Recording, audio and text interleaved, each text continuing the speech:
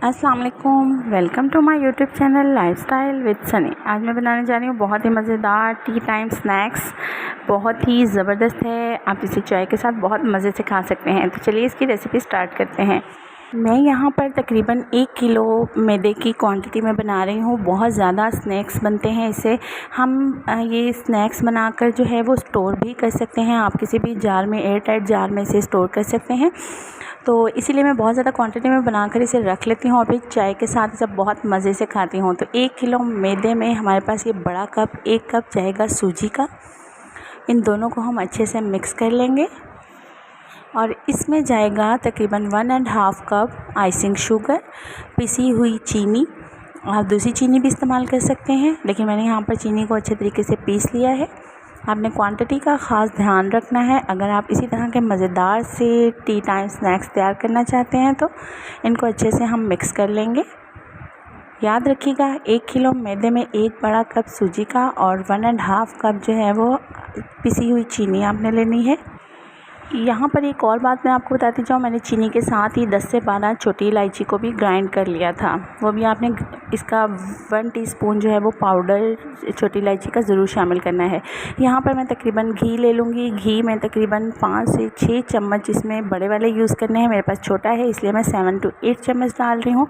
बड़े आपने 4 से 5 चम्मच घी के, मेल्टेड घी के शामिल कर लेने हैं और फिर इसे आपने अच्छे तरीके से इस तरह से हाथों की मदद से मसल लेना है। तकरीबन 10 मिनट आप इसे अच्छे तरीके से इसी तरह मसलें ताकि ये बहुत ही डिलीशियस और क्रिस्पी से बने।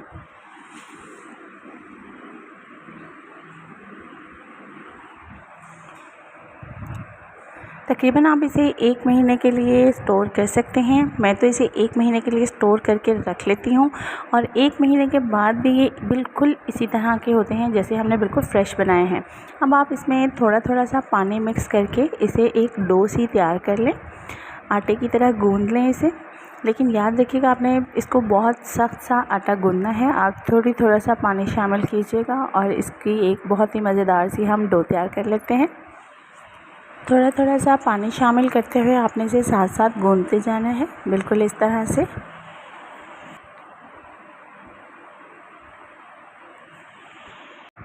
आप अच्छे तरीके से साथ साथ मसलते रहें ताकि इसमें कोई भी गुठली ना बन पाए।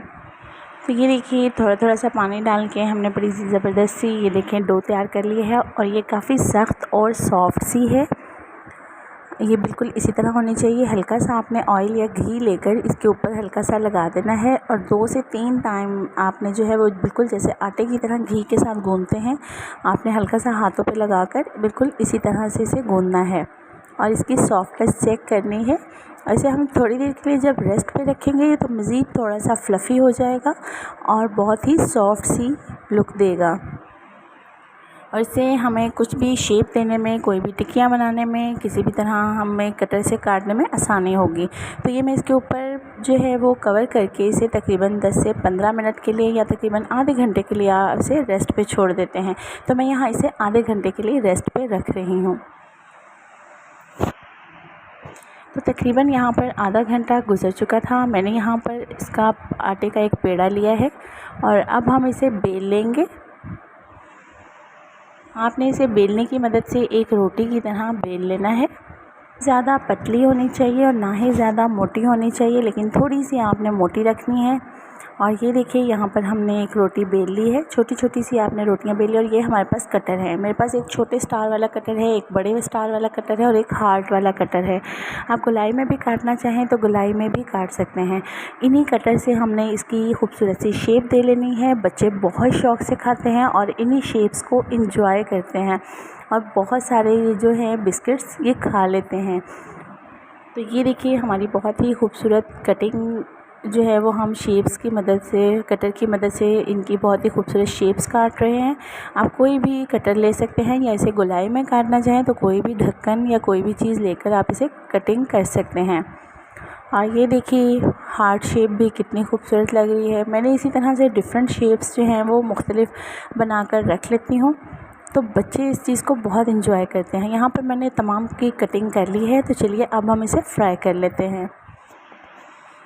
यहाँ पर मैंने एक पैन लिया था, पैन को मैंने ऑलरेडी चूल्हे पर रख दिया था। ऑयल काफ़ी गर्म हो चुका है, देख सकते हैं आप लोग। इसमें इसी तरह से आपने ये तमाम टिक्कियाँ डाल देनी हैं